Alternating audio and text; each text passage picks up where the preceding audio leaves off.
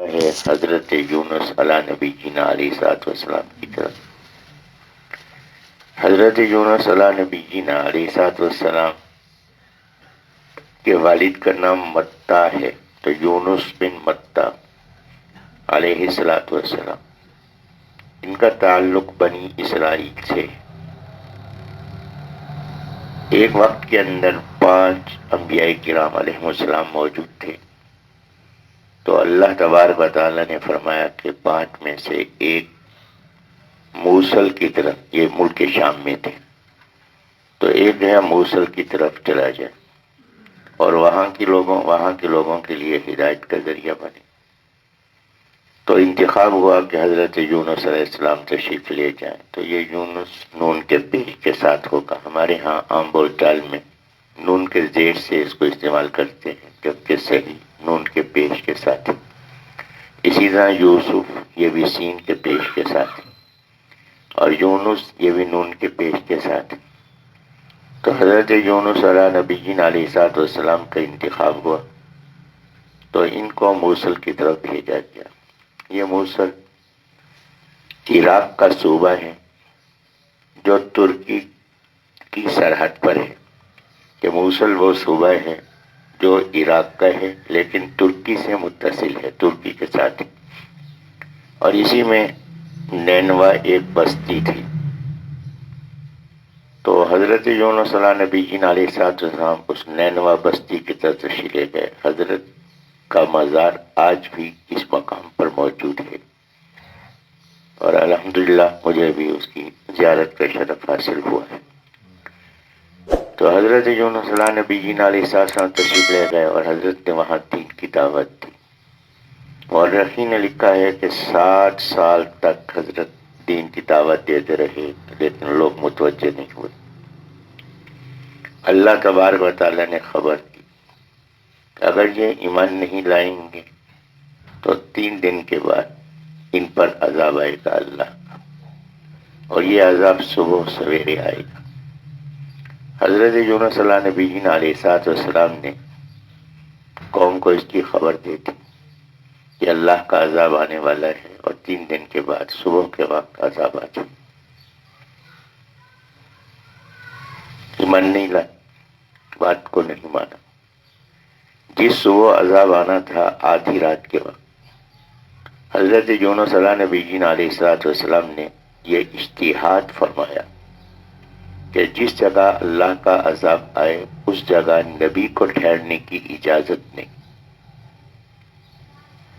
یہ ایک ضابطہ ہے، جیسے قرآن مجید میں سورۃ توبہ میں عبداللہ بن ابی کا انتقال ہوا، رئیس المنافقین۔ نبی علیہ الصلوۃ والسلام کی خدمت عالیہ میں اس کے بیٹے تشریف لائے، وہ کامل ایمان والے تھے، ان کا نام بھی عبداللہ ہے، نبی علیہ السلام کا نام عبداللہ رکھا تھا، رضی اللہ عنہ، اور آ کے حاضر ہوئے۔ حاضر ہونے کے بعد انہوں نے 2 درخواستیں پیش کی۔ کہا کہ حضرت ایک درخواست تو یہ ہے کہ آپ اپنا کرتا عنایت فرمائیں تاکہ میں تکفین کروں اپنے والد کی، ہو سکتا ہے کہ اس کی برکت سے اس کی نجات ہو جائے۔ اور دوسری بات یہ ہے کہ اس کی یہ درخواست تھی، اس کی وصیت تھی کہ میری نماز جنازہ نبی پاک صلی اللہ علیہ وسلم پڑھائیں۔ تو یہ 2 درخواستیں لے کر حاضر ہوا ہوں کہ کرتا بھی عنایت فرما دیں اور آپ اس کی نماز جنازہ بھی پڑھا دیں۔ نبی علیہ السلام نے دونوں درخواستیں قبول فرمائی۔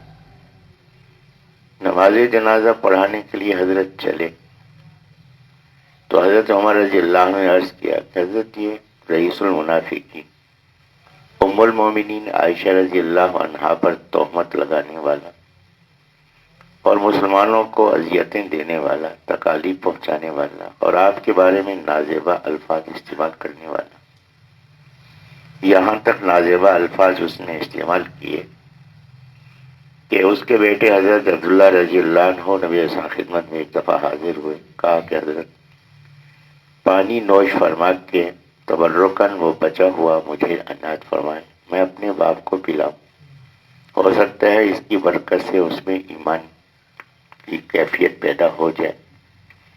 نبی علیہ السلام نے مبارک پانی عطا فرمایا تو یہ لے گئے اپنے والد کے پاس اور کہا کہ حضرت کیا لایا ہے؟ کہا کہ نبی علیہ السلام کا یہ برکت والا بچا ہوا پانی لایا۔ تو اس نے اس کے جواب میں کہا کہ اس کی وجہ ماں کا پیشاب لے آتا تو زیادہ بہتر تھا۔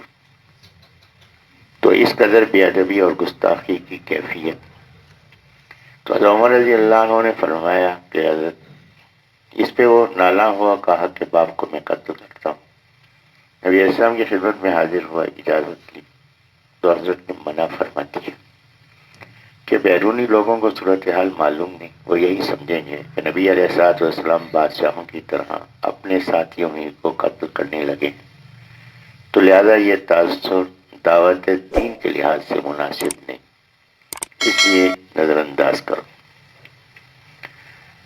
تو نبی علیہ السلام جب جنازے کے لیے تشریف لے جانے، حضرت نے کرتا عنایت فرما دیا اور جنازے کے لیے جب تشریف لے جانے لگے تو عمر رضی اللہ عنہ نے عرض کیا کہ یہ تو رئیس المنافقین ہے، اب اس کی نماز جنازہ پڑھائیں گے، جبکہ اللہ نے قرآن مجید میں فرما دیا کہ اگر آپ 70 بار بھی استغفار فرمائیں گے تو بخشش نہیں۔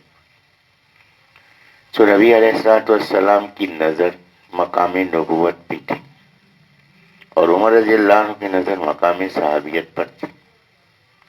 تو حضرت عمر رضی اللہ عنہ کی اس درخواست کے جواب میں نبی علیہ السلام نے فرمایا کہ اللہ نے یہ فرمایا ہے کہ اگر 70 بار بھی دعائے مغفرت ہوگی تو بخشش نہیں ہوگی، لیکن اللہ نے مجھے دعائے مغفرت سے منع نہیں فرمایا۔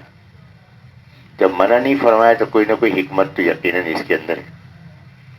تو لہذا حضرت تشریف لے گئے، نماز جنازہ پڑھائی۔ حکمت کیا تھی؟ اللہ نے فوراً وہ حکمت ظاہر فرما دی۔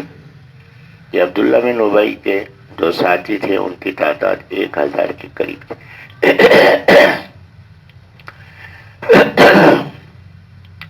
جہاں تک کرتا عنایت فرمانے کا تعلق ہے، اس کی حکمت تو یہ ظاہر ہوئی۔ غزوہ احد کے موقع پر، غزوہ بدر کے موقع پر 70 افراد قتل ہوئے اہل مکہ کے اور 70 افراد گرفتار ہوئے۔ گرفتار ہونے والوں میں نبی علیہ السلام کے چچا حضرت عباس رضی اللہ عنہ بھی شامل تھے، لمبے قد کے تھے۔ نبی علیہ السلام نے حکم فرمایا کہ یہ قیدی ان کو اپنے کپڑے پہناؤ، ان کو کھانا کھلاؤ۔ حضرت عباس رضی اللہ عنہ لمبے قد کے تھے، کسی کا کرتا ان کے جسم پہ نہیں آیا، ان کا کرتا بھی پھٹا ہوا تھا۔ ظاہر ہے کہ جب بھاگتے ہوئے پکڑے جائیں تو کپڑے تو پھٹتے۔ تو عبداللہ بن ابی کو پتہ چلا تو اس نے حضرت کی خدمت میں گزارش کی کہ حضرت یہ لمبے قد کا تھا، حضرت میں اپنا کرتا آپ کے چچا کے لیے پیش کرتا ہوں۔ تو بظاہر احسان کی کیفیت تھی۔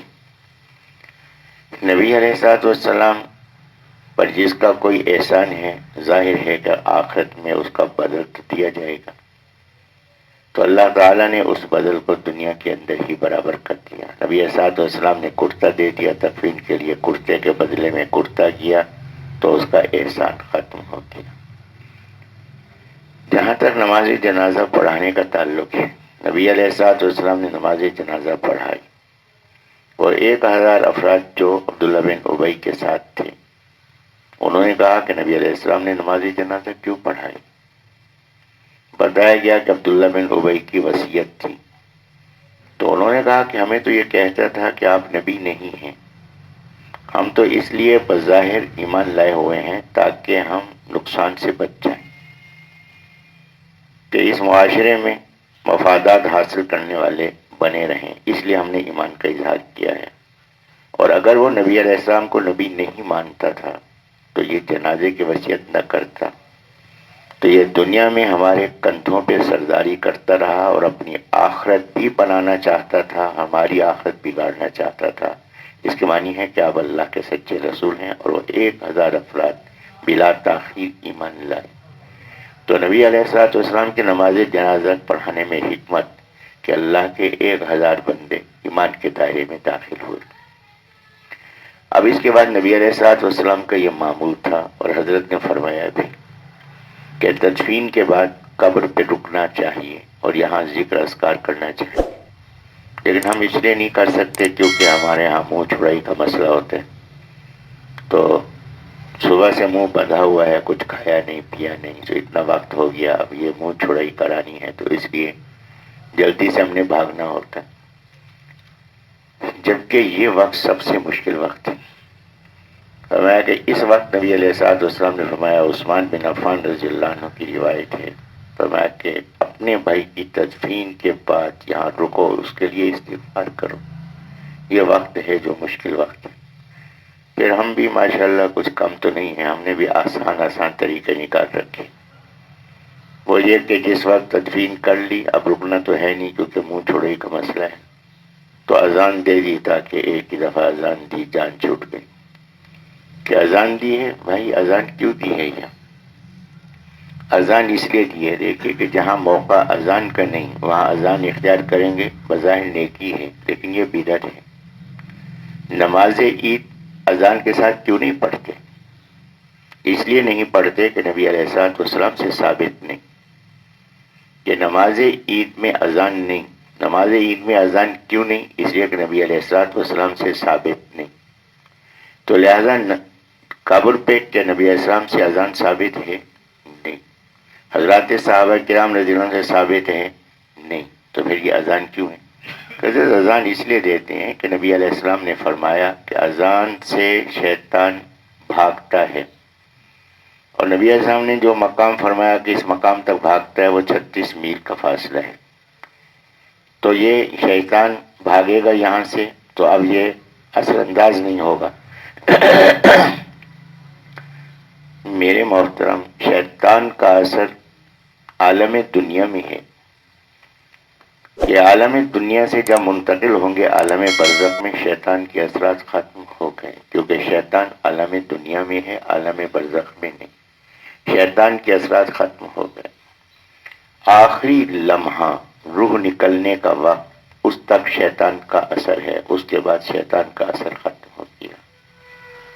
نبی علیہ الصلوۃ والسلام کے ارشاد عالی سے بھی یہ بات معلوم ہے۔ فرمایا کہ شیطان نے اللہ سے کہا کہ اللہ کہ میں آخری لمحے تک اس کو گمراہ کروں گا۔ اللہ نے فرمایا کہ میرا بندہ بھی آخری لمحے تک مجھ سے رجوع کرے گا، میں بھی اس کی مغفرت کرتا چلا جاؤں۔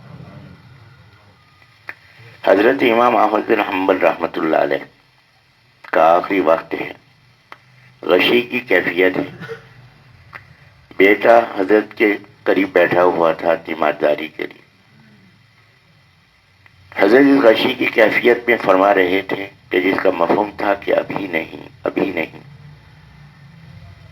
تو بیٹا خوش ہو گیا کہ شاید حضرت اسرائیل علیہ السلام سے فرما رہے ہیں کہ ابھی روح نہ نکالو، کہ اللہ کے نیک بندے ہیں، تو اسرائیل علیہ السلام سے کہہ رہے ہیں تو ابھی حضرت کچھ اور عرصہ بھی ہمارے سروں پر قائم رہیں گے۔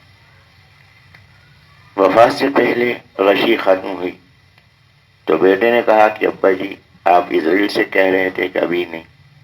میں بیٹا اسرائیل سے کون کہہ سکتا، یہ تو وقت مقرر ہے، ایک لمحہ نہ آگے ہو سکتا ہے نہ پیچھے ہو سکتا ہے۔ تو عرض کیا کہ پھر آپ کس سے فرما رہے تھے؟ فرمایا کہ شیطان میرے سامنے آیا، اپنے سر پہ اس نے راکھ ڈالی، ریت ڈالی، کہ اے احمد کہ میں نے بڑی کوشش کی تجھے گمراہ کرنے کی، افسوس کہ تو میرے ہاتھ سے بچ کے جا رہا ہے۔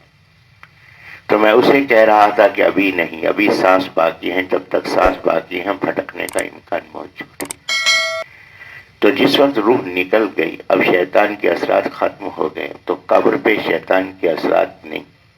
تو اس لیے ہم نے جو یہاں اذان کا طریقہ اختیار کر رکھا ہے، یہ مناسبت اس لحاظ سے بھی نہیں رکھتا کہ جس مقصد کے لیے ہم نے اختیار کیا ہے وہ مقصد اس سے پورا نہیں ہوتا۔ اگر یہ مقصد پورا ہونا ہوتا، نبی علیہ الصلوۃ والسلام سے کے مقابلے میں کون ہے کہ جو آگے کے حالات کو جانتا ہے؟ تو نبی علیہ الصلوۃ والسلام ضرور یہ بات فرماتے کہ حضرت نے ہمارے فائدے کی کوئی بات نہیں جو ہم سے چھپائی ہو، اور حضرات صحابہ کرام رضی اللہ عنہ کو حضرت اس کی ضرور تعلیم دیتے اور حضرات صحابہ کرام اس پہ ضرور عمل فرماتے۔ تو لہذا اذان نہیں بلکہ وہاں پہ استغفار ہے، دعائیں ہیں جو وہاں کرنی چاہیے۔ تو نبی علیہ الصلوۃ والسلام کو اللہ نے اس کے بعد منع فرما دیا کہ لا تقم علی قبری، کہ نماز جنازہ تو آپ نے پڑھا دی، اس کی حکمت بھی ظاہر ہو گئی، اب نبی علیہ السلام نے معمول کے مطابق عبداللہ بن ابی کی قبر پہ کھڑا ہونا تھا، رکنا تھا، تو اللہ نے منع فرما دیا، اللہ تقم علی قبری. کیوں؟ اس لیے کہ اللہ کا عذاب اس پہ نازل ہو رہا ہے، اور جس جگہ اللہ کا عذاب ہو رہا ہو اس جگہ نبی کو ٹھہرنے کی اجازت نہیں. یہ تمہید میں نے اس لیے گزارش کی ہے کہ بعض حضرات حضرت یونس علیہ السلام پر جو اعتراض کرتے ہیں یا جس انداز سے ذکر کرتے ہیں تو اس سے بے ادبی اور توہین ہوتی ہے، تو اس سے بچنے کے لیے میں نے یہ تمہید گزارش کی کہ جس جگہ پہ اللہ کا عذاب ہو رہا ہو اللہ کے نبی کو وہاں رکنے کی اجازت نہیں. یہ بات ذہن میں رہے. اب اگلی بات وہی جو میں پہلے عرض کر رہا تھا کہ اللہ تبارک و تعالیٰ نے فرمایا کہ 3 دن کے بعد عذاب آئے گا. صبح کے وقت عذاب آئے گا، آدھی رات کو، صبح سے پہلے آدھی رات کو. حضرت یونس علیہ نبیین علیہ السلام کو یہ خبر تھی کہ صبح عذاب آنا ہے. اگر یہ لوگ ایمان نہ لائے اور یہ لوگ ایمان نہیں لائے تو اس کے معنی ہے کہ عذاب یقینی. تو حضرت یونس علیہ السلام نے یہاں اجتہاد فرمایا کہ یہاں مجھے نہیں رکنا چاہیے. نص موجود ہے کہ نبی کا رکنا وہاں مناسب نہیں جہاں عذاب ہو، تو لہذا مجھے یہاں نہیں رکنا چاہیے. تو انہوں نے اجتہاد فرمایا. یہاں ان سے جو غیر مناسب بات ہوئی یہ ہوئی کہ انہوں نے اللہ کے حکم کا انتظار نہیں کیا. تو یہاں اللہ کی طرف سے حکم آنا تھا کہ اب آپ یہاں سے تشریف لے جائیں. نبی علیہ السلام نے ہجرت فرمائی کب؟ جب اللہ کا حکم آیا. تو حضرت یونس علیہ نبیین علیہ السلام نے اجتہاد فرمایا، حکم کا انتظار نہیں فرمایا. تو اجتہاد کی وجہ سے حضرت وہاں سے تشریف لے گئے. مورخین کی بات ہے کہ حضرت کے ساتھ حضرت کی زوجہ محترمہ بھی تھیں اور 2 بچے بھی تھے. تو یہ حضرات وہاں سے چلے. جب چلے تو اللہ کا نظام ہے، ہر کام میں اللہ کی حکمت ہوتی ہے. تو یہ وہاں سے جب چلے ہیں تو راستے میں گئے تو حضرت یونس علیہ نبی علیہ السلام سے واقعہ یہ پیش آیا کہ حضرت اپنی زوجہ محترمہ کو اور بچوں کو بٹھا کر کشتی میں سوار ہوئے. تھوڑا پانی تھا، علاقہ تھا، اس میں حضرت سوار ہوئے. جب سوار ہوئے تو اللہ کا نظام ہے کہ ایک شہزادہ وہاں سے گزرا، اس نے عورت کو دیکھا تو برداشت نہ کر سکا تو ان کی بیوی کو اپنے ساتھ لے کر چلا. حضرت یونس علیہ نبیین علیہ السلام ایک بچے کو کنارے بٹھا کے دوسرے بچے کو اٹھا کر، پانی تھوڑا تھا، اس کو عبور کرنے کے لیے چلے. ابھی پانی کے بیچ میں تھے کہ جو بچہ بیٹھا ہوا تھا کنارے پہ اس نے چیخ ماری. حضرت نے مڑ کے دیکھا تو ایک بھیڑیا اسے اٹھا کر جا رہا تھا. تیزی سے حضرت اس سے جو پلٹے تو یہ بچہ جس کو اٹھائے ہوئے تھے یہ ہاتھ سے چھوٹ گیا، تو یہ پانی میں بہہ گیا. بہرحال حضرت یہاں سے آگے کی طرف چلے تو آگے دریا تھا. تو وہاں کشتی میں سوار ہوئے. کشتی جیسے ہی چلی ہے بیچ میں پہنچی، رک گئی، طوفان کی کیفیت پیدا ہو گئی. کشتی والوں نے کہا کہ ہماری روایت یہ ہے کہ جب کوئی بھاگا ہوا غلام اپنے آقا کی مرضی کے بغیر، اجازت بغیر بھاگے تو یہ کیفیت پیدا ہوتی ہے. تو معلوم ہوتا ہے کہ جتنے سوار ہیں ان میں کوئی سوار ایسا ہے کہ جو بھگوڑا غلام ہے، اس کی وجہ سے کیفیت پیدا ہوئی ہے. اس کے پھر اٹھا کے ہم دریا میں پھینکتے ہیں اور اس کے بعد ہماری کشتی چلتی. تو تم بتاؤ کہ تم میں سے کون ایسا ہے؟ حضرت یونس علیہ نبیین علیہ السلام نے فوراً فرمایا کہ وہ تو میں ہوں. کہ خیال آ گیا کہ اللہ کے حکم کے بغیر چلا. تو انہوں نے جو حضرت کی شکل و صورت دیکھی اور حضرت کا انداز دیکھا تو متاثر تھے. کہنے لگے کہ آپ تو پہنچے ہوئے معلوم ہوتے ہیں، آپ تو ایسے نہیں ہو سکتے، آپ تو غلام بھی نہیں ہو سکتے، خدا یہ کہ بگوڑے ہوں. حضرت نے فرمایا کہ میں سچ کہہ رہا ہوں کہ میں ہی ہوں. تو بار بار اصرار کے باوجود حضرت کا یہ اصرار رہا کہ میں ہوں. تو ہوا کہ چلو قراندازی کرتے. قراندازی کی گئی تو حضرت کا نام نکلا. دوبارہ قراندازی ہوئی، پھر حضرت کا نام نکلا. تیسری بار قراندازی ہوئی، پھر حضرت کا نام نکلا. اس کے بعد جو ہے وہ حضرت یونس علیہ نبی علیہ السلام کو اٹھا کے پھینکا گیا. تو اللہ تعالیٰ نے ایک مچھلی کو حکم دیا کہ تو نے حضرت کو نگلنا ہے، اور یہ حضرت تیری رضا نہیں بلکہ تو حضرت کے لیے مقام کی حیثیت رکھتی ہے۔ تو حضرت یونس علیہ السلام مچھلی کے پیٹ میں پہنچ گئے۔ اب یہاں حضرت یونس علیہ السلام نے اللہ کی طرف رجوع کیا۔ یہاں یونس علیہ السلام کو جو غم ہے، ایک غم اس بات کا کہ یہ قوم ایمان نہیں لائی، درد دل ہے۔ ایک غم حضرت کو یہ تھا۔ ایک غم حضرت کو اس بات کا تھا، احساس ہوا کہ میں نے اللہ تبارک و تعالیٰ کے حکم کا انتظار نہیں کیا۔ ایک غم یہ تھا۔ ایک غم یہ جدائی کا غم۔ چوتھا غم یہ مچھلی کے پیٹ میں جانے کا غم۔ تو انہوں نے اللہ کی طرف رجوع کیا، اور وہ کلمات خود قرآن مجید میں اللہ نے فرمائے، لا الہ الا انت سبحانک انی کنت من الظالمین۔ حضرت نے پڑھنا شروع کیا۔ نبی علیہ السلام نے فرمایا کہ آج بھی کوئی شخص جو تکلیف میں ہو، پریشانی کی حالت میں ہو، اس کو پڑھے گا، اللہ اس کی پریشانی کو دور فرما دیں گے۔ تو حضرت یونس علیہ نبی علیہ السلام نے اس تسبیح کو اختیار فرمایا۔ اور یہاں یہ بات بھی قابل غور ہے۔ بہرحال ایک جملہ عرض کر کے پھر اس بات کو عرض کرتا ہوں، باقی تفصیل کل ہوگی، کہ حضرت یونس علیہ نبی علیہ السلام نے اس کو پڑھا ہے 40 دن۔ 40 دن حضرت مچھلی کے پیٹ میں رہے۔ مورخین کی روایتیں مختلف ہیں، کسی نے کہا 3 دن 10 دن، تو بہرحال اتفاق اس پر ہے، اکثریت کا کہنا ہے کہ 40 دن۔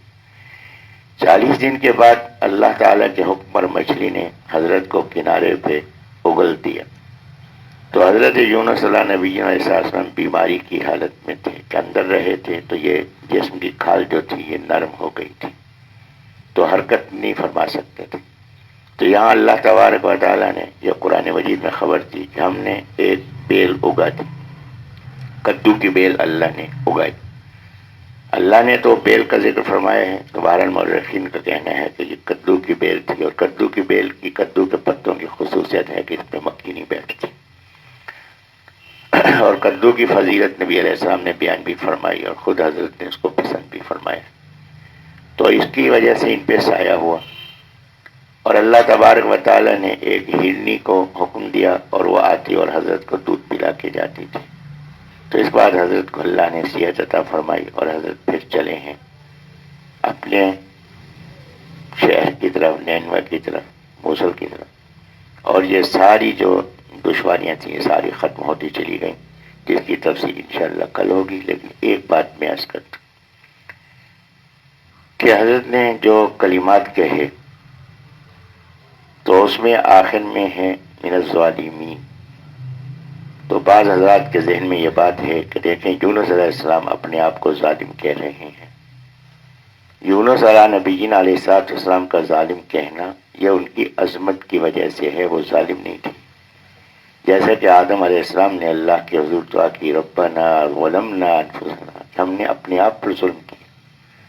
تو جتنا مقام بلند ہوگا تو معمولی بات بھی وہاں قابل گرفت ہوگی۔ لا الہ الا انت سبحانک انی کنت من الظالمین، کہ انبیاء علیہ السلام کا طریقہ ہے کہ معمولی خلاف ورزی کو بھی، غیر مناسب کام کو بھی وہ ظلم عظیم سمجھتے ہیں، اور اللہ کے حضور رجوع کرتے ہیں اور عاجزی کی انتہا کرتے ہیں۔ جب انبیاء علیہ السلام کی کیفیت یہ ہے تو مجھے اور آپ کو کتنا استغفار کرنا چاہیے اور کس قدر اللہ سے رجوع کرنا چاہیے۔ اللہ مجھے بھی آپ کو بھی اس کی توفیق عطا فرما دے۔ آپ جو غم میں ڈوبا ہوا ہو، کاظم غم زدہ اور مخزوم جس پہ غم غالب آ گیا ہو، اور حضرت یونس علیہ نبی علیہ السلام نے جو رب کو پکارا تو غمگین تھے، غم زدہ تھے، اور ان کے غم کے اسباب کیا تھے؟ ایک سبب تو قوم کا رویہ تھا کہ 7 سال تک قوم کو توحید اور آخرت کی دعوت دی، لیکن قوم نے اس دعوت کو قبول نہ کی اور اذیتیں دیتے رہے۔ ایک غم اس بات کا تھا کہ یہ غم اپنی اذیت کا تو نہیں تھا، یہ غم اس بات کا تھا کہ درد دل کی وجہ سے کہ یہ لوگ ہدایت سے محروم رہے۔ دوسرا غم اس بات کا تھا کہ اللہ تبارک و تعالیٰ نے خبر دی عذاب کی، تو حضرت یونس علیہ نبی جینا علیہ السلام وہاں سے تشریف لے گئے، لیکن عذاب نہ آیا۔ اب عذاب نہ آیا تو اب ایک غم تھا شرمندگی کا، کہ اس قوم کے سامنے میں کیسے جاؤں گا کہ جس کو میں نے خبر دی کہ عذاب آنے والا ہے اور عذاب نہیں آیا۔ اب ان کو یہ معلوم نہیں تھا کہ عذاب کیوں نہیں آیا، لیکن عذاب نہ آنا یہ معلوم تھا کہ عذاب نہیں آیا۔ جب عذاب نہیں آیا تو اب اس قوم کے سامنے میں کیسے جاؤں، شرمندگی کو کہیں کہ یہ تو جھوٹ بولتا ہے۔ تو ایک غم اس بات کا تھا۔ تیسرا غم اس بات کا تھا کہ مجھ سے یہ اجتہادی غلطی ہو گئی کہ میں نے اللہ کے حکم کا انتظار نہیں کیا اور حکم سے پہلے ہی میں وہ جگہ چھوڑ کے چل پڑا۔ ایک غم یہ تھا۔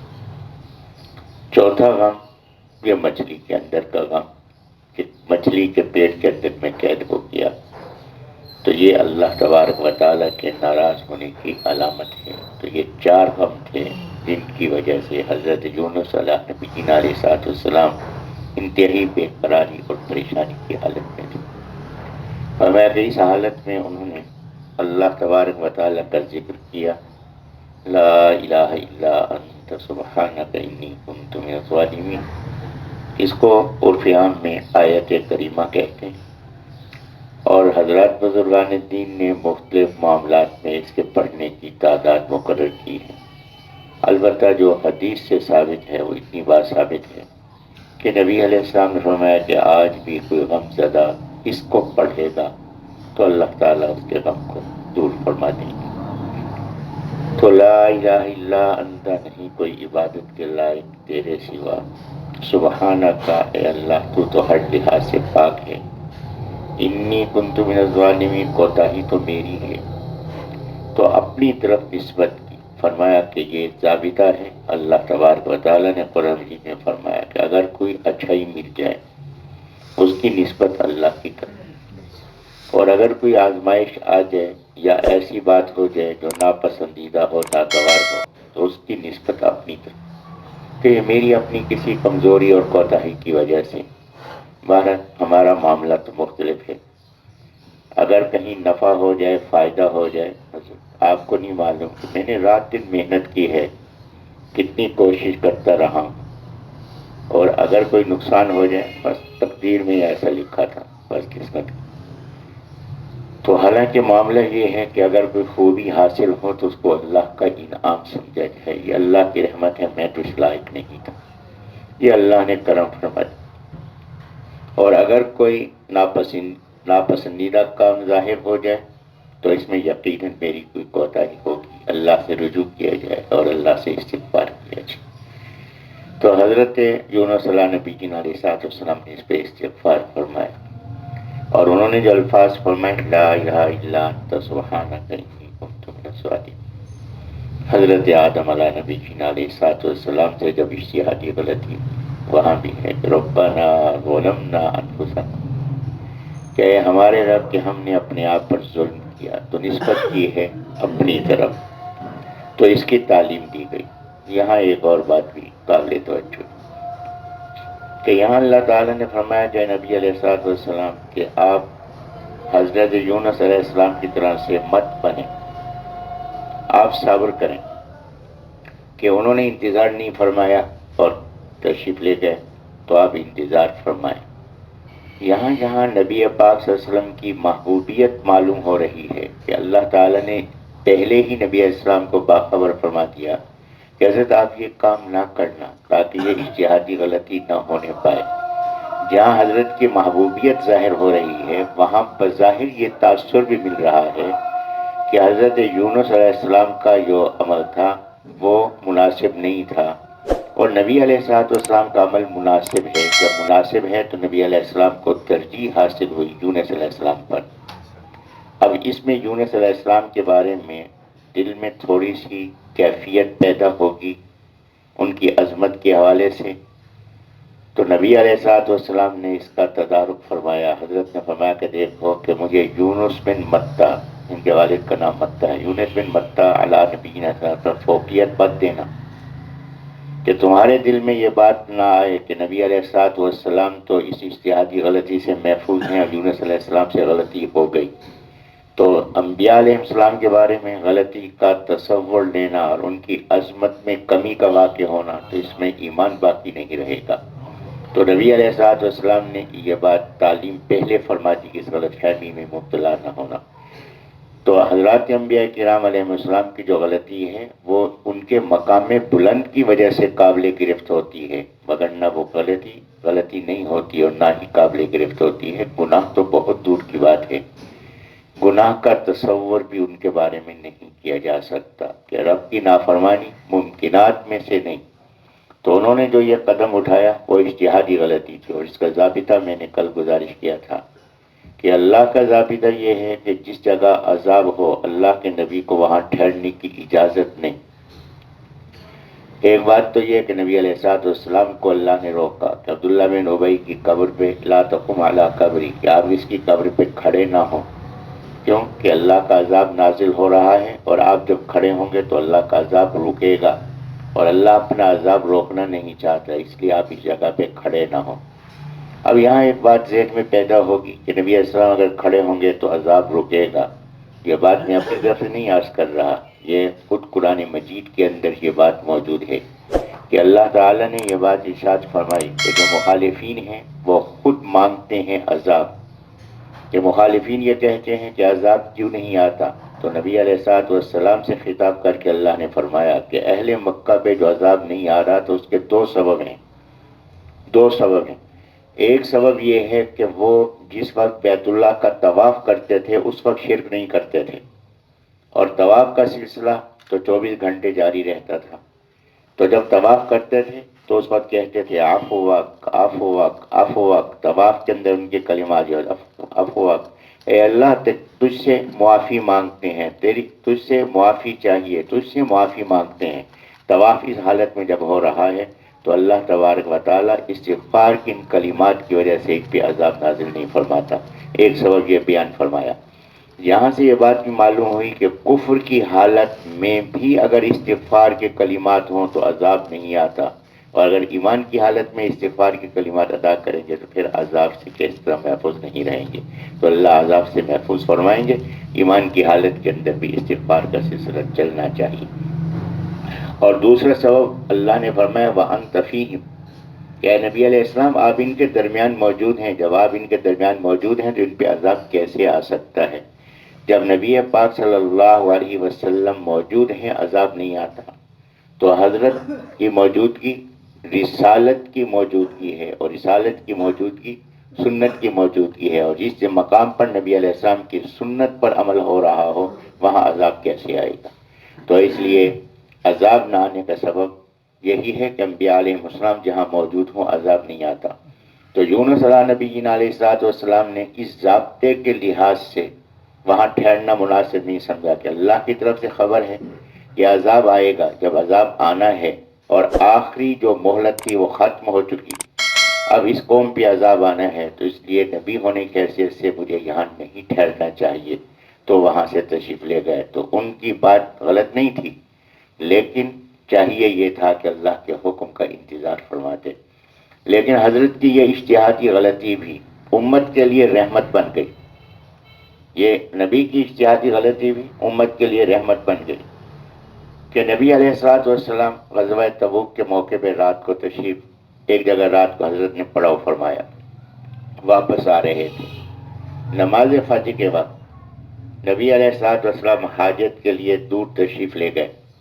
حضرات صحابہ کرام رضی اللہ عنہم نے دیکھا کہ حضرت موجود نہیں ہیں اور نماز کا وقت تنگ ہو رہا ہے، تو نبی علیہ الصلوۃ والسلام کبھی بتلائے بغیر بھی کسی مہم کے لیے تشریف لے جاتے تھے۔ حکمت عملی ہوتی ہے کہ بعض باتوں کو ظاہر نہیں کیا جاتا، تو نبی علیہ السلام حکمت عملی کے تحت جنگ اور غزوے کے دوران کہیں تشریف لے جاتے تھے بغیر اطلاع کے، تو صحابہ کرام رضی اللہ عنہم نے سمجھا کہ نبی علیہ الصلوۃ والسلام کسی مہم پہ تشریف لے گئے ہوں گے، لہذا ہمیں نماز پڑھ لینی چاہیے۔ حضرت عبد الرحمن بن عوف رضی اللہ عنہ کو آگے کھڑا کیا گیا، نماز شروع ہو گئی۔ اس اسنا میں نبی پاک صلی اللہ علیہ وسلم تشریف لائے. جس وقت تشریف لائے حضرت مغیرہ بن شعبہ رضی اللہ عنہ حضرت کے ساتھ تھے. نبی علیہ الصلوۃ والسلام کو وضو کرانے لگے.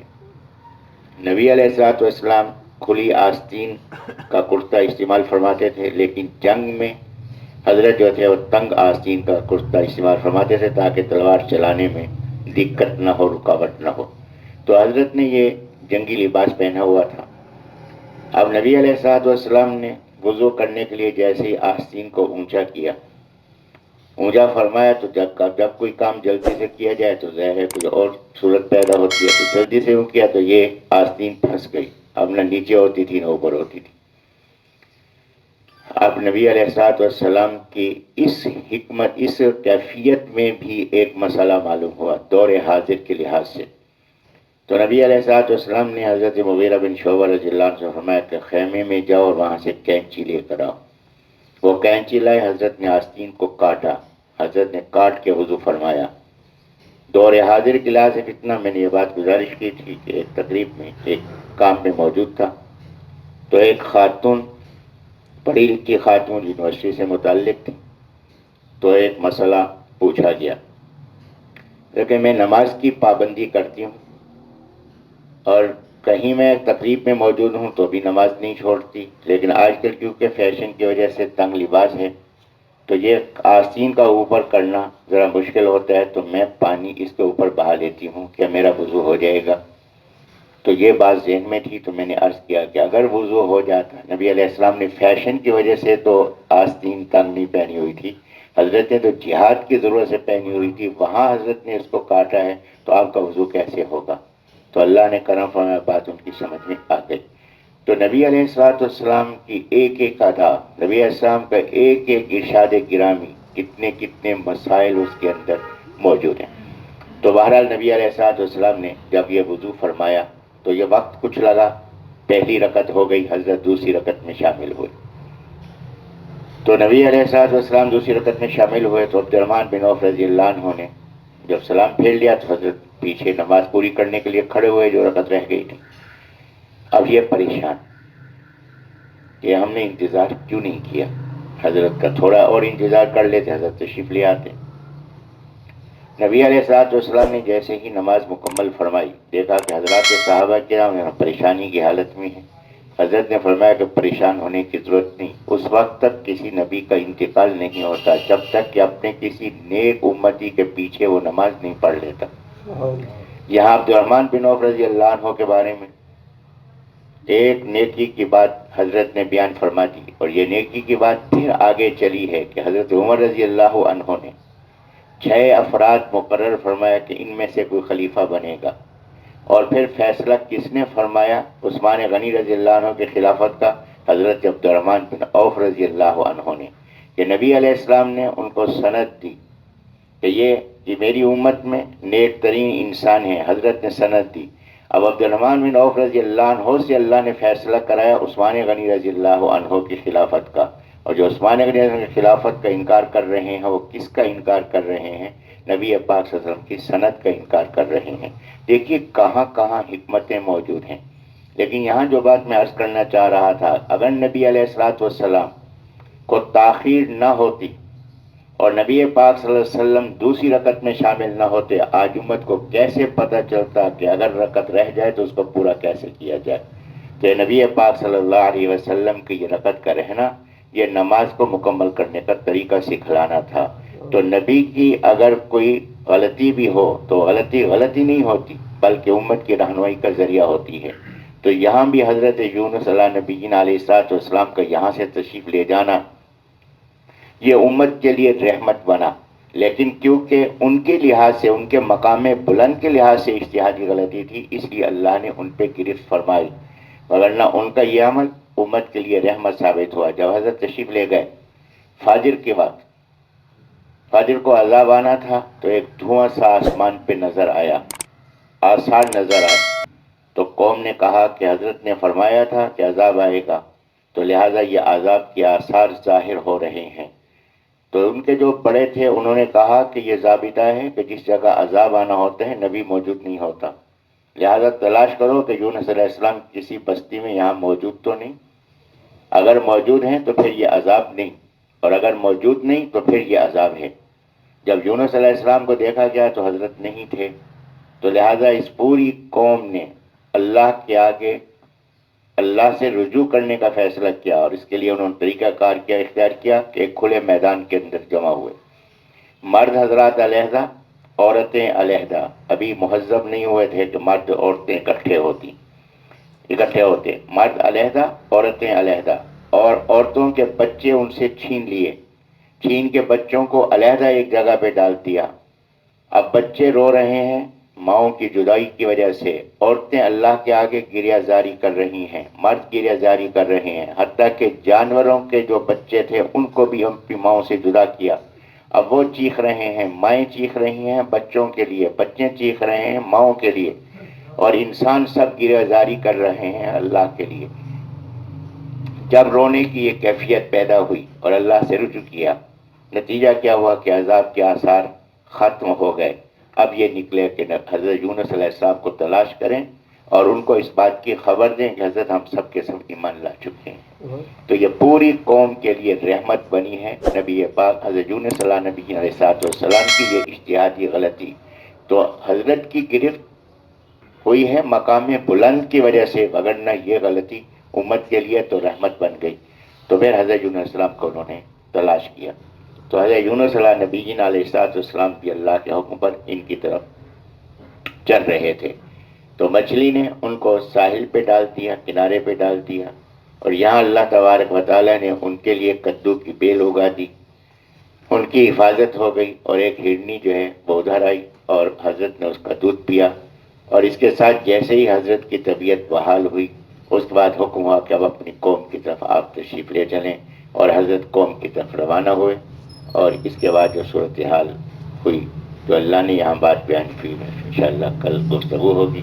اللہ مجھے بھی آپ کو بھی صحیح فہم صحیح عمل کی توفیق عطا فرما دے۔ وآخر دعوانا الحمدللہ رب العالمین۔ رک گئی، طوفان کی کیفیت پیدا ہو گئی، تو ملاحوں نے کہا کہ یہاں ایک روایت ہے کہ اگر کوئی بھگوڑا غلام سوار ہو جائے تو کشتی کے ساتھ یہ واقعہ پیش آتا ہے، تو معلوم ہوتا ہے کہ سواروں میں کوئی بھگوڑا غلام ہے جو اپنے مالک کی اجازت کے بغیر بھاگا ہے۔ تو یونس نبی علیہ السلام فوراً متوجہ ہوئے، کہا کہ وہ میں، لیکن حضرت کی شکل و صورت، حضرت کا وقار، کہا کہ آپ تو غلام نہیں ہو سکتے، بجائیے کہ آپ بھاگے ہوئے ہیں۔ فرمایا کہ نہیں، میں سچ کہہ رہا ہوں۔ تو اس پہ قرندازی ہوئی اور 3 دفعہ حضرت ہی کا نام نکلا، لہٰذا حضرت کو اٹھا کے دریا میں پھینکا تو اللہ تعالیٰ کے حکم پر ایک مچھلی نے منہ کھولا، حضرت اس کے اندر داخل ہو گئے۔ تو اللہ تعالیٰ نے مچھلی کے لیے حکم فرما دیا کہ یہ تمہاری غذا نہیں، بلکہ حضرت یونس نبی علیہ السلام کی یہ رہنے کی جگہ ہے، تمہارا پیٹ۔ تو یہاں حضرت یونس نبی علیہ السلام نے لا الہ الا انت سبحانک انی کنت من الظالمین کا ذکر شروع فرمایا۔ 40 دن حضرت اس مچھلی کے اندر رہے۔ 40 دن کے بعد اللہ تبارک و تعالیٰ نے حکم دیا، مچھلی نے آ کے کنارے پہ حضرت کو اگل دیا۔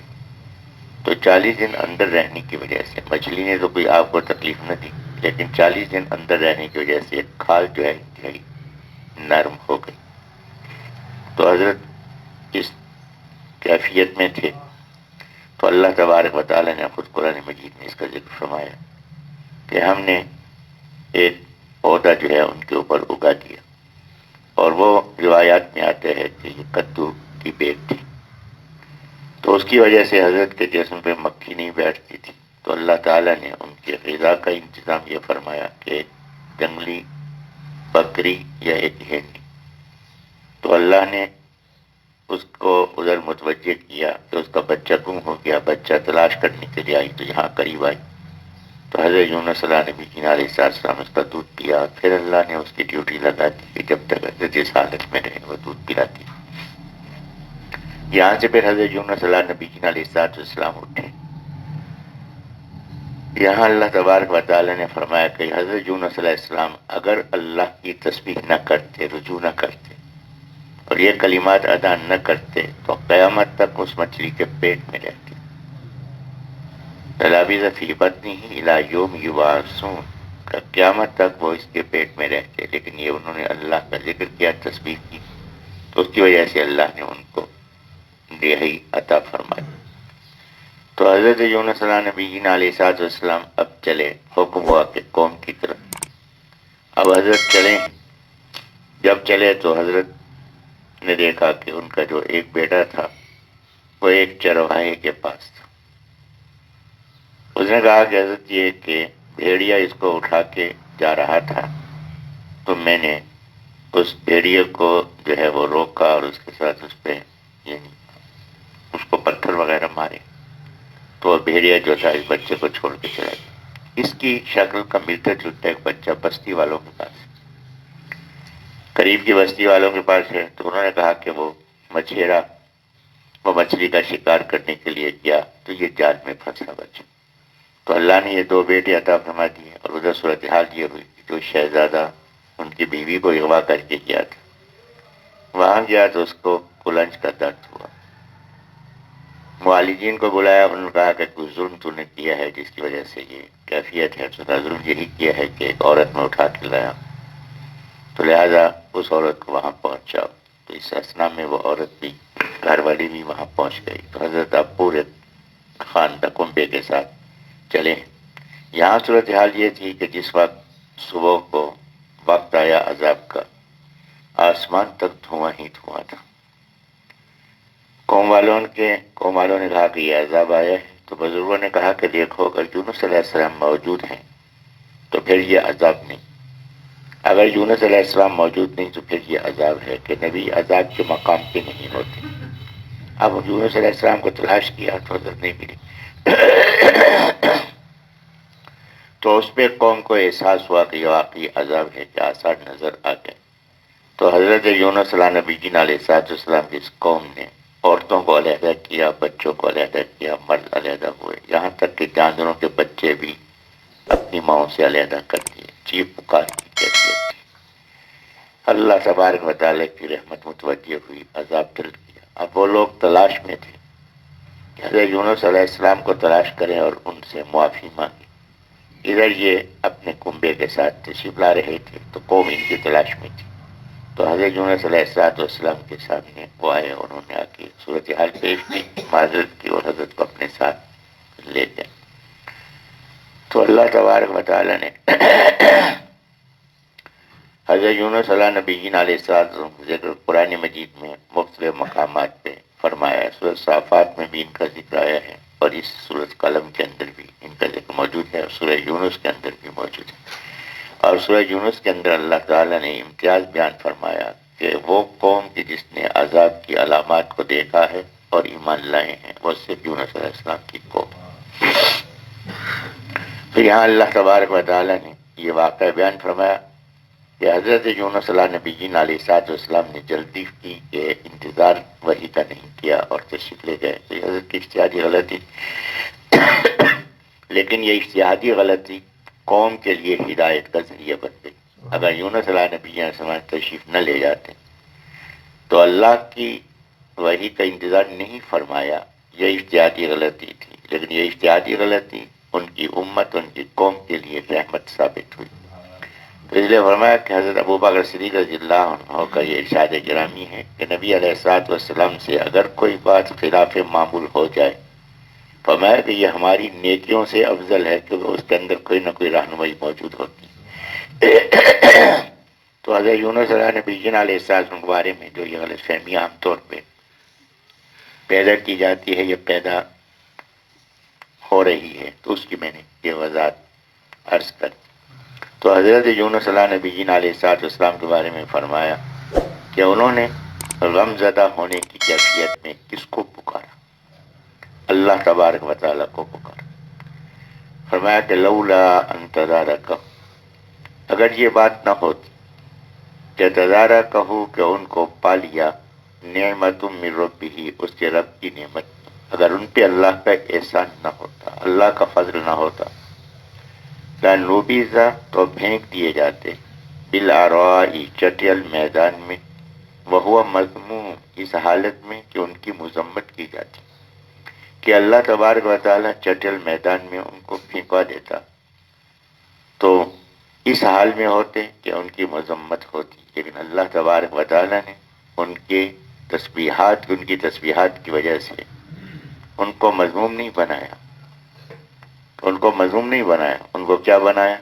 فاجتباہ، پس چن لیا ان کو ربہ، ان کے رب نے، فجعلہ، پس بنایا ان کو من الصالحین، صالحین میں سے، کہ جو پوری طرح سے جن کی اصلاح ہو چکی ہو، کہ اللہ تبارک و تعالیٰ نے یہ ان کی تربیت کے لیے، کہ انبیاء علیہ السلام کی تربیت خود اللہ کرتا ہے، تو اللہ تبارک و تعالیٰ نے ان کی تربیت کے لیے یہ کیفیت پیدا کی، اور الحمدللہ ان کو اللہ نے پوری طرح سے صالح، تربیت یافتہ بنا دیا۔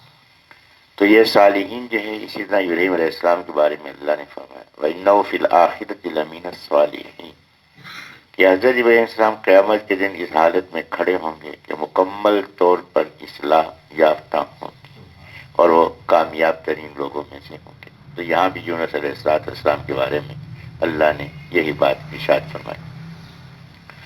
اس کے بعد پھر نبی علیہ السلام سے اللہ تعالیٰ نے یہ ذکر فرمایا کہ یہ لوگ جو آپ کی مخالفت کر رہے ہیں، تو ان کے بارے میں آپ کو کیا رویہ اختیار کرنا چاہیے، اور یہ مخالفت کس بات پہ کر رہے ہیں؟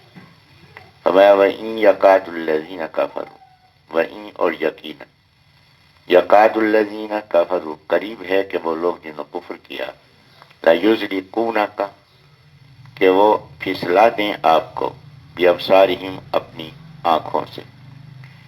فرمایا کہ یہ لوگ آپ کی طرف آتے ہیں اور آپ کو گھور کے دیکھتے ہیں، تاکہ ان کی نگاہوں کی وجہ سے آپ پریشان ہو جائیں کہ یہ جو گھور کے دیکھ رہے ہیں تو ان کی مخالفت ہے، اور ان مخالفت کی وجہ سے آپ پریشان ہو جائیں۔ کہ یہاں آنکھوں کے استعمال کے حوالے سے دو باتیں بیان کی گئیں، دو باتوں میں جو اشارہ ہے، ایک ہے کہ گھور کے دیکھنا، جب گھور کے دیکھیں گے تو جس کو گھور کے دیکھا جائے گا وہ پریشان ہوگا کہ یہ آدمی جو گھور کے دیکھ رہا ہے تو یہ کیا ہے، تو پریشانی کی وجہ سے آدمی اپنے اصل کام کو چھوڑ دیتا ہے۔ یہاں درس ہو رہا ہے، کوئی صاحب یہاں داخل ہو، ایجنسی کے صاحب ہیں اور آ کے ایسے گھور کے دیکھیں تو ظاہر ہے کہ اس کے تسلسل میں فرق پڑے گا، تو اصل کام چھوٹ جاتا ہے۔ تو میں کہ یہ آ رہے ہیں ایسے گھور کے دیکھ رہے ہیں، اور ان کے دیکھنے کا مقصد یہ ہے کہ آپ پہ روب ڈالا جائے، تاثر پیدا کیا جائے، تاکہ آپ جو دین کا کام ہے اس کو چھوڑ دیں۔ دوسرا جو ہے یہ نگاہوں کا استعمال، یہ نظر بد کے لیے بھی ہوتا ہے، کہ نظر بد، کہ نظر لگا دی، اس انداز سے دیکھا کہ نظر لگ گئی، اور اس کی وجہ سے بھی کام متاثر ہوتا ہے۔ تو ہمارا کہ یہ کفار جو ہیں قریب ہے کہ یہ آپ کو پھسلا دیں اپنی آنکھوں سے۔ کب؟ لما، جب سمعوا الذکر، انہوں نے سنا ذکر یعنی قرآن مجید کو، جب یہ قرآن مجید سنتے ہیں تو اس سے متاثر ہونے کی بجائے یہ آپ کو گھور کے دیکھتے ہیں، اور آپ پہ اپنی نگاہ کے اثرات ڈالنے کی کوشش کرتے ہیں تاکہ آپ اس کی دعوت کا کام چھوڑ دیں۔ نبی علیہ السلام جو قرآن مجید کی تلاوت فرماتے تھے تو حضرت جو تلاوت فرماتے تھے وہ کن مقاصد کے لیے تلاوت ہوتی تھی؟ نبی علیہ السلام کی تلاوت کا ایک مقصد معجزے کا اظہار، کہ حضرت قرآن جی کی تلاوت فرماتے تھے کہ یہ قرآن اللہ کا کلام ہے، معجزہ ہے، اور حضرت کی نبوت کی دلیل ہے۔ دوسرا یہ کہ نبی علیہ السلام تلاوت فرماتے تھے دعوت اور تبلیغ کے لیے، قرآن مجید کی آیات پڑھتے تھے کہ جن کے اندر کوئی نہ کوئی دعوت ہوتی، پیغام ہوتا، توحید کا ذکر ہوتا، آخرت کا ذکر ہوتا، تاکہ سننے والا اس کو سنے اور اس پر ایمان لائے۔ نبی علیہ السلام کی تلاوت کا تیسرا جو مقصد ہوتا وہ ہے تلاوت برائے تلاوت، کہ اتلو ما اوحی الیک من الکتاب، کہ تلاوت یہ بہت بڑی عبادت ہے، اور نبی علیہ السلام تلاوت برائے عبادت فرماتے تھے۔ تلاوت برائے عبادت کی دو صورتیں، ایک صورت تھی کہ تلاوت کو بطور عبادت کی اختیار فرماتے تھے، اور دوسری صورت یہ تھی کہ نبی پاک صلی اللہ علیہ وسلم نماز کے اندر قرآن مجید کی تلاوت فرماتے تھے، اور طویل طویل صورتیں حضرت نماز کے اندر یہ پڑھتے تھے۔ ایک صحابی رضی اللہ عنہ کہتے ہیں کہ میں رات کو آیا تو حضرت یہ اپنے حجر مبارک سے باہر جو جگہ اس وقت بنی ہوئی ہے یہاں حضرت تہجد پڑھتے تھے۔ ویسے ہم تہجد پڑھ رہے تھے تو حضرت سورہ بقرہ شروع کی ہوئی تھی، میں بھی ساتھ کھڑا ہوں، تو تھا کہ سورۃ بقرہ کے بعد حضرت رکوع فرمائیں گے، حضرت نے اس کے بعد سورۃ آل عمران شروع فرمائی۔ میں نے کہا کہ آل عمران کے بعد رکوع فرمائیں گے، حضرت کے بعد سورۃ نساء شروع فرمائی، پھر اس کے بعد حضرت نے رکوع فرمایا۔ تو نبی علیہ الصلوۃ والسلام قرآن مجید کو نمازوں کے اندر پڑھتے تھے اور کثیر مقدار پڑھتے تھے، تو حضرت نے قرآن مجید کو بطور عبادت کے اختیار فرمایا، مستقل تلاوت۔ ترغیب بھی فرمائی کہ ایک حرف اگر آپ پڑھیں تو ہمیں روز پہ اللہ تعالیٰ 10 نیکیاں عطا فرمائے گا۔ پھر نبی علیہ السلام نے یہ وضاحت جو خود فرما دی کہ الف لام میم، فرمایا کہ یہ ایک حرف نہیں، یہ 3 حرف ہیں، تو ایک بار پڑھنے سے اللہ 30 نیکیاں عطا فرمائے گا۔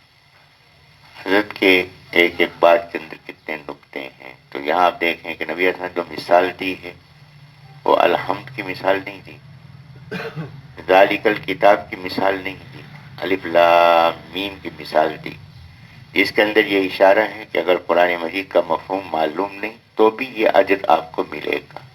تو اس کے لیے مفہوم معلوم ہونا ضروری نہیں، مفہوم معلوم ہونا یہ علیحدہ سعادت ہے، لیکن قرآن مجید کی تلاوت، صرف کلمات کی تلاوت بغیر معنی جانے بھی یہ اجر اس پہ ہے۔ اور پھر یہ ہے کہ اگر باوضو تلاوت فرمائیں گے تو ایک حرف پہ 25 نیکیاں، اگر نماز کی حالت میں تلاوت فرمائیں گے تو ایک حرف پہ 100 نیکیاں، اور اگر نماز کی حالت میں امام پڑھ رہا ہے آپ توجہ سے سن رہے ہیں تو ایک حرف پہ 200 نیکیاں، اور اوقات کے ساتھ اس میں اضافہ ہوتا چلا جاتا ہے، لمحات کے ساتھ اضافہ ہوتا ہے، کیفیات کے ساتھ اضافہ ہوتا ہے، یہاں تک کہ محدثین نے حساب بنا کے بتایا کہ ایسے مواقع بھی ہیں جس میں ایک حرف پہ 52 لاکھ نیکیاں اللہ عطا فرمائے۔ تو لہذا قرآن مجید کی تلاوت ایک مستقل عمل ہے، اور نبی علیہ السلام کی تلاوت کے جو مقاصد تھے، ان مقاصد کے ساتھ ایک مقصد تعلیم التجوید، یتلو علیہم آیاتی، کہ قرآن مجید کی تلاوت فرماتے تھے تاکہ اس کے پڑھنے کا طریقہ سکھلایا جائے، تو تجوید کے ساتھ قرآن پڑھنا یہ لازم ہے۔ پھر نبی پاک صلی اللہ علیہ وسلم قرآن مجید کی تلاوت فرماتے تھے اس کی حفاظت کے لیے کہ اس کو حضرات صحابہ کرام رضی اللہ عنہم لکھ کر محفوظ فرما لیں، تو یہ مقاصد تھے نبی علیہ الصلوۃ والسلام کی تلاوت کے۔ فرمایا کہ جب نبی علیہ الصلوۃ والسلام اس کی تلاوت فرماتے ہیں، یہاں تلاوت ذکر فرمایا تو یہ دعوت کے لیے تلاوت ہے، دعوت و تبلیغ کے لیے تلاوت ہے۔ جب ان کے سامنے دعوت و تبلیغ کے لیے تلاوت فرماتے ہیں تو یہ بجائے اس کے کہ حضرت پر ایمان لائیں، وَيَقُولُونَ، اور وہ کہتے ہیں إِنَّهُ لَمَجْنُونٌ، یقیناً یہ تو دیوانہ ہے، یہ تو دیوانگی کا کلام سنا رہا ہے۔ اس صورت کے شروع میں بھی اللہ تعالیٰ نے اسی بات کا، مجنون کا جواب دیا، اور آخر میں صورت اختتام بھی اسی بات پہ فرمایا۔ فرمایا کہ نبی علیہ الصلوۃ والسلام کا حسن اخلاق، نبی علیہ الصلوۃ والسلام کی تعلیمات، نبی السلام کا قرآن مجید کا پڑھنا یہ دیوانگی کی بات تو نہیں، اس کے مقابلے میں تو عقل کی بات ہو ہی نہیں سکتی۔ فرمایا کہ یہ جو تلاوت حضرت فرما رہے ہیں جس پہ یہ حضرت کو دیوانہ کہہ رہے ہیں، تو یہ قرآن مجید کیا ہے؟ وما هو الا ذکر للعالمین، فرمایا کہ نہیں ہے یہ مخلوقات کے لیے نصیحت، کہ اس کے اندر مخلوقات کے لیے فائدہ ہی فائدہ ہے، ان کے لیے یہ نصیحت ہے۔ تو اللہ نے قرآن مجید کو ذکر کہا، اور قرآن مجید میں اللہ نے فرمایا کہ انا نحن نزلنا الذکر وانا لہ لحافظون، کہ اس قرآن مجید کو ہم نے نازل کیا اور ہم اس کی حفاظت کرنے والے ہیں۔ تو اللہ نے لفظ قرآن بیان نہیں فرمایا، لفظ ذکر بیان فرمایا۔ کیوں؟ کہ اس لیے کہ یہ قرآن مجید سے حقیقی مقصود اور مفہوم کیا ہے؟ وہ ہے نصیحت۔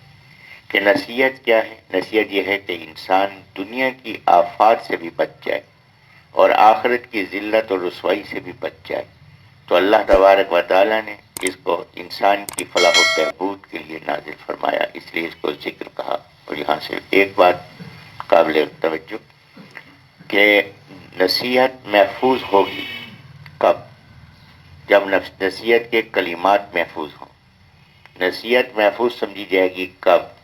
جب اس کا مفہوم محفوظ ہو۔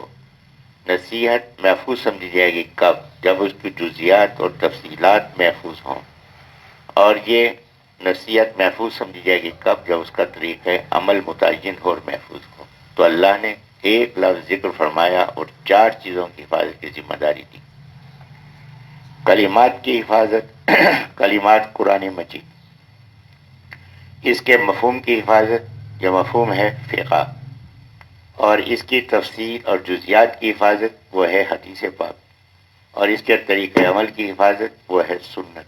تو اللہ نے چار چیزوں کی حفاظت کی ذمہ داری دی، اور معلوم ہوا کہ قرآن کو سمجھنے کے لیے چار چیزوں کا جاننا ضروری ہے: قرآن کی کلمات کا جاننا، حدیث کا جاننا، سنت کا تعین، اور اس کے بعد فقہ کا جاننا۔ یہ چار چیزیں معلوم ہوں گی تو قرآن سے وابستگی پوری ہوگی۔ اللہ مجھے بھی آپ کو بھی پوری وابستگی نصیب فرما دے۔